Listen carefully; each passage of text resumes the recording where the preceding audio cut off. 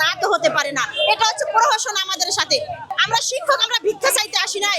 আমাদের কথায় থালা হাতে ভিক্ষা নয়, আমি আমার অধিকার চাইতে এসেছি। গরিবের কথা মিথ্যা হতে পারে, বড় লোকের কথা তো মিথ্যা হয় না। দেশের নেতারা তো সত্যবাদী, আমরা না হয় মিথ্যাবাদী। নম্বর অনুচ্ছেদে লেখা আছে যে আইন সকলের জন্য সমান। যদি 35 নম্বর অনুচ্ছেদে আইন সকলের জন্য সমান হয়, তাহলে আমি শিক্ষক, আমি পড়াচ্ছি। আমরা তো আজকে ইলিশের জন্য আসি নাই, পাঙ্গাসের জন্য আসি নাই। আমরা এসেছি সংবিধানটাকে বাস্তবায়ন করার জন্য। কারণ সংবিধানে যদি লেখাই থাকে শ্রমের মজুরি দিতে হবে, শিক্ষা সবার জন্য, আইন সকলের জন্য সমান, তাহলে আমার জন্য কেন নয়? আমি কি শিক্ষক নই? যদি শিক্ষক হয়ে থাকি তাহলে আমাকে বেতন দিতে হবে। সরকারকে অবশ্যই আমাকে বেতন দিতে হবে, বেতনের আওতায় নিয়ে আসতে হবে। কারণ আমি পড়াচ্ছি, আমাকে স্বীকৃতি দিল সরকার, তাহলে বেতন দিবে কে? আপনারা বলেন, আপনি ঘর দিলেন, আপনি স্ত্রীর রূপে স্বীকার করলেন, আমাকে ভাত দিবেন না, তা তো হতে পারে না। এটা হচ্ছে প্রহসন আমাদের সাথে। আপনারা জানেন অন্তর্বর্তীকালীন সরকার আমাদের একটা আবেদন নিয়ে গেছেন।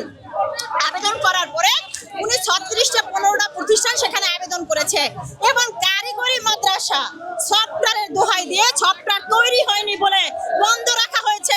আমরা তো বলবো ওখানেও এক প্রকার বৈষম্য। কারণ কারিগরি মাদ্রাসার সফটওয়্যার ডেভেলপ করতে যদি সরকারের 3.5 মাস সময় লাগে, তাহলে মেগা প্রকল্পের জন্য কেন নয়?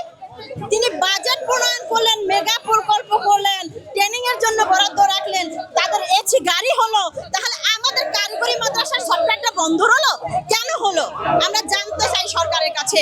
আমরা সরকার বাহাদুরকে বলতে চাই, আপনি মানবিক সরকার, আপনি এই কালো নীতির, আপনি দালালদের চক্করে পড়বেন না। আপনি অচিরে আমাদের সকল প্রতিষ্ঠানের জিওকোড ঘোষণা করে দিবেন এবং আমাদের বাড়ি ফিরে যাওয়ার ব্যবস্থা করে দিবেন। আমরা শিক্ষক, আমরা ভিক্ষা চাইতে আসি নাই। আমাদের কথায় থালা হাতে ভিক্ষা নয়, আমি আমার অধিকার চাইতে এসেছি।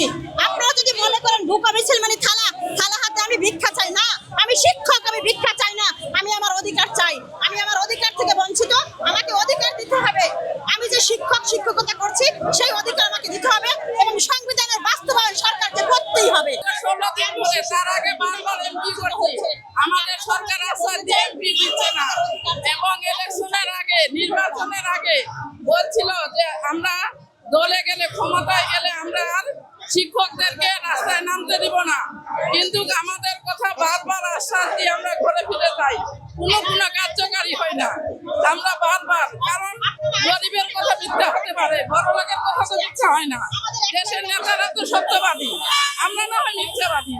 না হলে আমি 25 বছর ধরে এক প্রতিষ্ঠানে চাকরি করি, বয়স আমার শেষ, তবু আমি আন্দোলনে আসছি।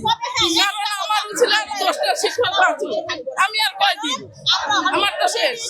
কারণ আমার ছেলে মেয়ে সংসার চালাতে আমার অনেক কষ্ট হয়। বেতন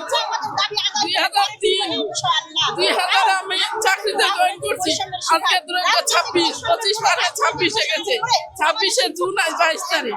এই পর্যন্ত আমি শিক্ষা প্রতিষ্ঠানে চাকরি করি, অন্য কাজ করতে পারি না, শিক্ষা পাঠদান করি, ঘরে সময় দিতে পারি না, এটা হাসুন গিয়ে বলতে পারি না, এই নন এমপির জন্য।